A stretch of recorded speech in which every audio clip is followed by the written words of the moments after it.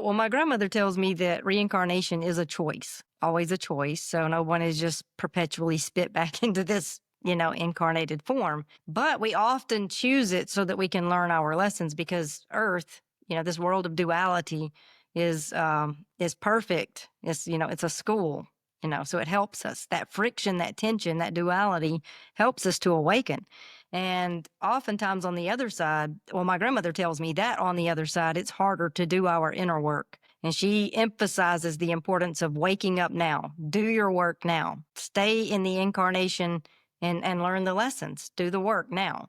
But when we do cross, like I said, we have that expansion of awareness, and that's time in between carnations, which is called the Bardo in Eastern, like in the Tibetan book of the Dead, it's called the Bardo, but it's just really the unseen realm. And we spend time in that Bardo learning our lessons and integrating those lessons. So we have that expansion of awareness. We remember all of our past lives, and then we integrate everything so that if we do choose to come back, we've integrated some lessons and we're ready to cultivate more lessons in this incarnated form. But yeah, you can just opt out. You can say, I don't want to reincarnate anymore. And, and you will reach a certain level of consciousness where, like I said, it's always a choice. But like if you had reached an enlightened state, for instance, why would you wouldn't need to come back and learn those karmic lessons.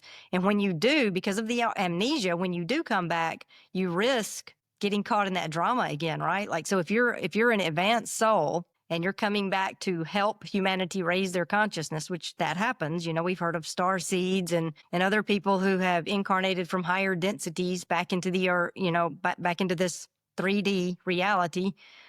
Those people run the risk of, getting caught in the drama.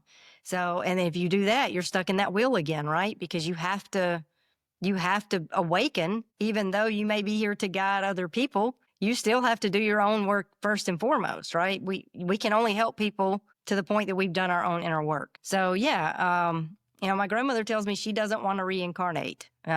So she says, and when I said, why not? She said, would you want to? And I'm like, well, I don't know. I guess I'm here. I don't, but yeah, life is hard, right? That struggle. So truly, the goal should be not to accumulate good karma and come back and have, a cushy life or whatever. That should not be it at all. It should be to opt out